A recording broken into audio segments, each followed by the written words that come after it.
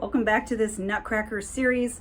In this video, I am covering the last scene number 15, which is the waltz, the final waltz, and the grand finale, which is Apothéose. Okay, so at the waltz, it's going along. We have something that's a little scary just because it has a scary entrance, which is before 92 here.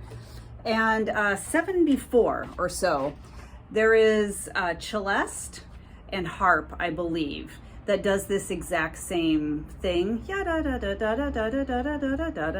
So we need to, when the piccolo comes in after that, I try to mimic that sound, a light and bright sound that is similar to the celeste. Although I heard when I played this in the Milwaukee Ballet forever, it was celeste and harp, I believe, but I just listened to just a minute ago before this video to this section, and it was glockenspiel and harp. So I don't know if one of those is the original, but at any rate, it still sounds bell-like and delicate.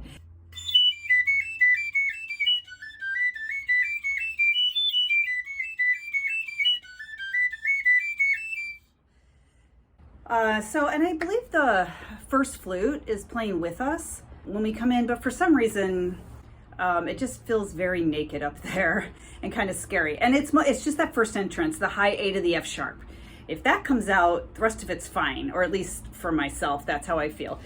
So some ways to practice getting that high A out. I always practice it singing those 7 bars before and then trying to come in, so I'm coming in right on time, because that's the hard part. So 7 bars before, we have so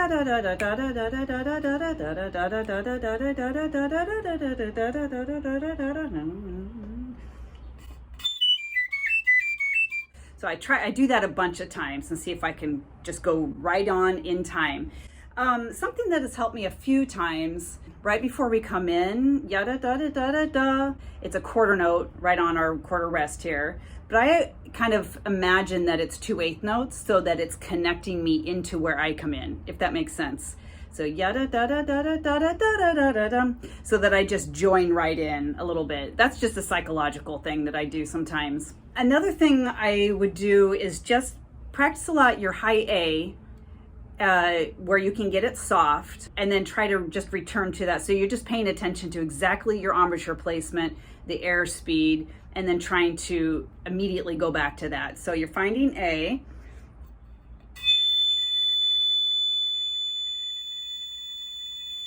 and I'm just paying attention to exactly those details that I mentioned: air speed, air angle, embouchure, and then I try to recreate that in the moment, right there. So that takes a lot of time. The other thing that's tricky here, the A actually, it's okay. I mean, it's hard for that A to come out, but what's sometimes the problem note is the next F sharp. That can easily go away from you, especially trying to be soft, and not startle the second violins or whoever's by you. So you just got to make sure the air speed glues from the A straight through to the F sharp. So you keep the air speed. You don't want to blow more, for the F sharp, but just make sure the air is supported and continuing to be just as fast through the F sharp. And then one other detail to think about in this passage is the 4th measure in, where you have ya-da-da-da-da-da. Try to resist the urge of a crescendo, even though the notes are going up. So just rather, I think the air speed, again, just connecting the notes in a row, even though you're going, up the pitches there. But D, F, A, D, D, F, A, F, D, F, linear this way rather than like that. Another way to practice this could be just doing the phrasing, because the phrasing goes over the bar line. So you can go,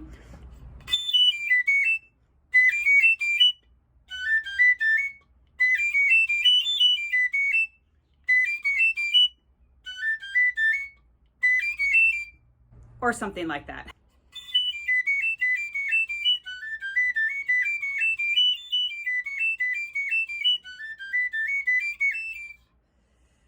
Yeah, that's tricky. And once that's over, I feel so much better. Then we have these great trills at 93, and it does go to E flat, the trill. So it always seems maybe your first few Nutcrackers, like maybe it's a misprint, but you do go to E flat. So it's both trill keys on these D trills. And at that point, with the tune is ya da da da da da da da da da da. You're just a little decoration that is kind of unnoticed in these early measures, the first 4 trills or so. You're there, but it's not really noticeable to the listener. Once you get to the trill that has the grace notes after it, right here, then you can kind of start bringing your sound out of the texture. So I kind of crescendo right there, like a bar earlier than it's marked. Also because, well, I think musically it makes sense, but it's super awkward to do the trill and then go C sharp, D, E flat. I don't know, but now that I'm doing it, it doesn't seem awkward, but I know when I'm actually playing it, it always seems a little jumbly. So I just sort of do a crescendo there to mask that. But anyway, these sets of trills, you want to make an overall phrase that will go up to the high G trill as the culmination of the phrase.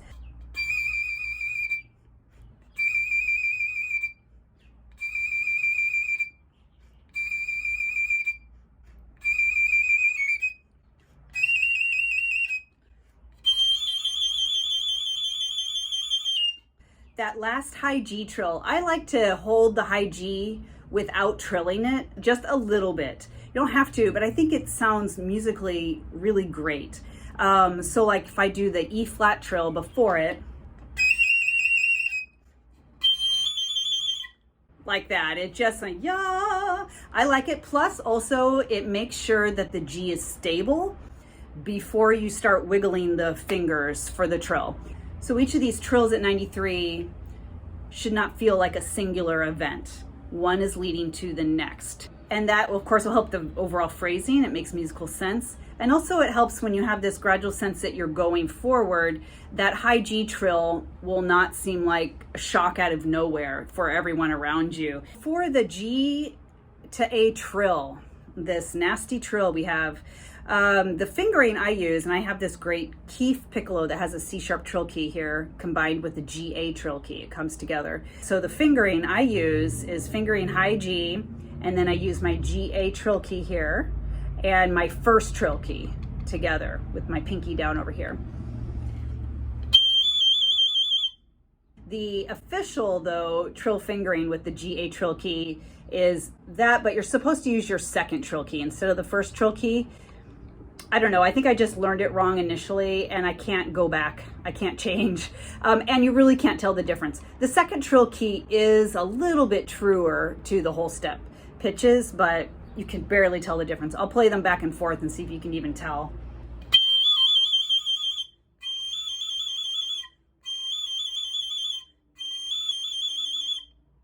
Okay, so one of those two, if you do have the C sharp trill key on your Piccolo. If you don't, I had to go back and look up what I used to do, because I used to play on a Zentner Piccolo, which I loved. Where's my trill key chart? For years, and I don't know how I survived without the C sharp trill key. But I looked up my trill fingering that I used back then, and it seems kind of weird. I think there's a better one out there, honestly. I would just get on a Piccolo forum on social media and see if somebody has a better option for you. But what I did is it's thumb on the long side, first finger, and ring finger, so like a high F in that hand. And then in the right hand, no pinky, middle finger, ring finger, and first trill key. And then you're trilling these two, the thumb and the first finger. Let's see what happens.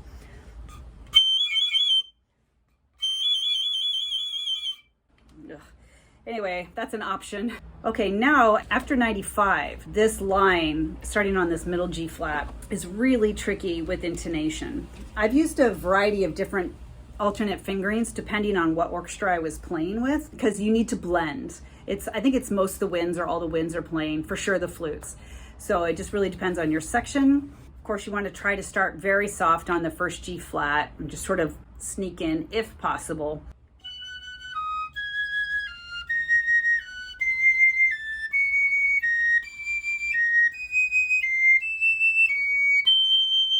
What I usually do, or some alternate fingerings options, are when you get to the B flat, third measure in, if you're just sinking down low from the flutes, I would do the alternate, which is you're playing B flat in your left hand like normal, and then in the right hand you're adding First, second, and third finger here. No pinky. Like that. It's nice. It's a pretty nice fingering. I'd probably just use that.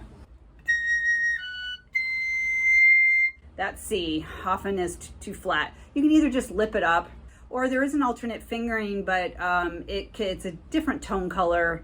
So it may or may not work with your rest of your winds section. That fingering is no thumb. First, second, and third finger in the left hand.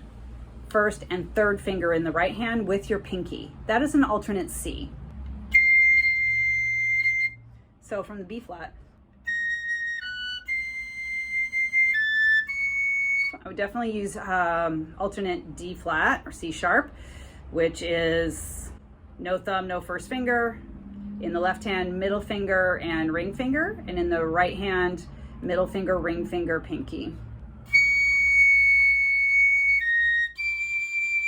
D is okay, but on my piccolo, but if you need to alternate your plain regular D, high D, and then you're going to add pinky here and first finger here. That'll brighten it a little bit. Then the rest just has normal fingerings.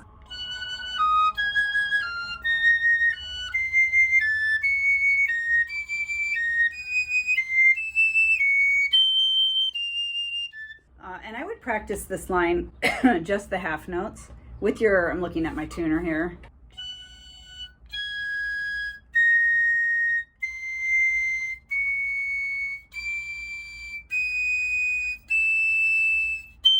Just doing it like that with your tuner for practice.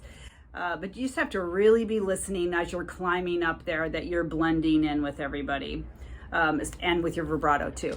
So speaking of vibrato, when you get to the 96, ya, ya, ya, da, da, I would definitely use vibrato, quite a bit of vibrato on the piccolo, as long as it doesn't sound hysterical.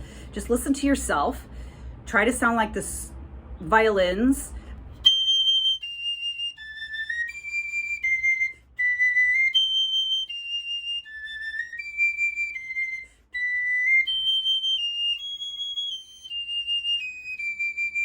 Ya, ya, ya, ya, ya, ya, ya, ya, ya is about the speed of my vibrato.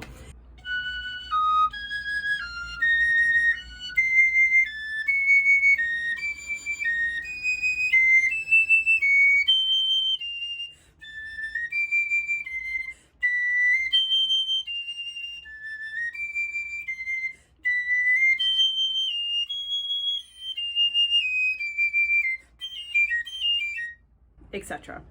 Just try to really make that long phrase. And I breathed too early somewhere. I didn't mean to, but I usually try to go all the way after 96, 1, 2, 3, and breathe after that C. And for whatever reason, I ran out of breath, I guess. Anyway, so that's that scene. Now we're finally at the last part of this scene, the grand finale. And this is really difficult for everybody in the winds and probably other instruments as well, because we're so tired. And then we have this very delicate passage here at 98, where we have really, intonation is very, very difficult. So at 98, we're in unison with the first flute, who's playing an octave above us. So, with that in mind, take any alternate fingerings you're may do. Just make sure it matches what your principal flute is going to do. For instance, the second measure of 98, that B flat, we can do this alternate here and it raises it, so we're really comfortable. But if your principal flute's high B flat is flat, or even just the tone color of it can sound kind of low, then this alternate fingering may not work. So you can only do what's going to work with the whole section. So at 98.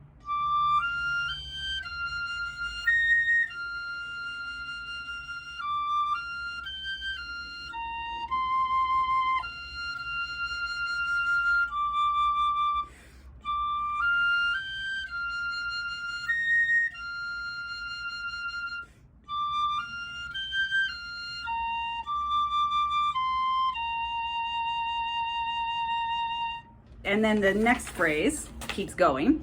Here in the second measure of 99, I would do the alternate fingering for high C. And keep in mind, again, like I said before, the first flute is going to be on high C on the flute. So you just need to work together to match that.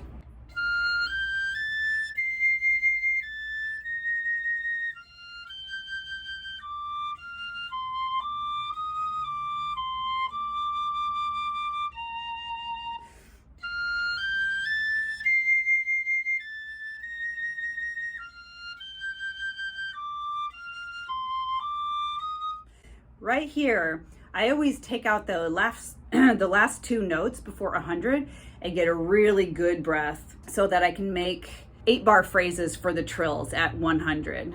So going 2 bar, maybe 2 before 100.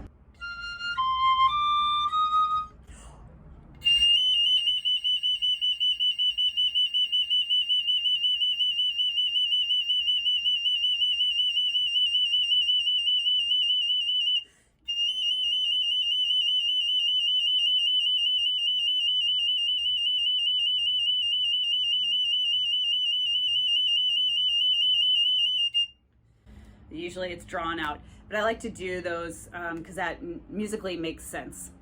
If you can't do that, then I would do even 4-bar phrases. So you're not just breathing wherever, because then you'll, I don't know, it just draws attention to yourself that you're running out all the time. But if you do it in even amounts, then it makes musical sense. Okay, and this was the last video for this series on the Nutcracker. If you haven't seen the videos before this one, please go back and check them out. It's all in a playlist. So I've done videos on any of the scenes where there's a very exposed or a solo piccolo part or a third flute part. I believe there's 10 videos. Also hit subscribe and you will get future videos. You'll be notified of future videos such as this one, practice guides. But I also do videos just on freelancing, life, stage etiquette, various things for being a flute and piccolo player. Have a great Nutcracker season, and I will see you at the next video.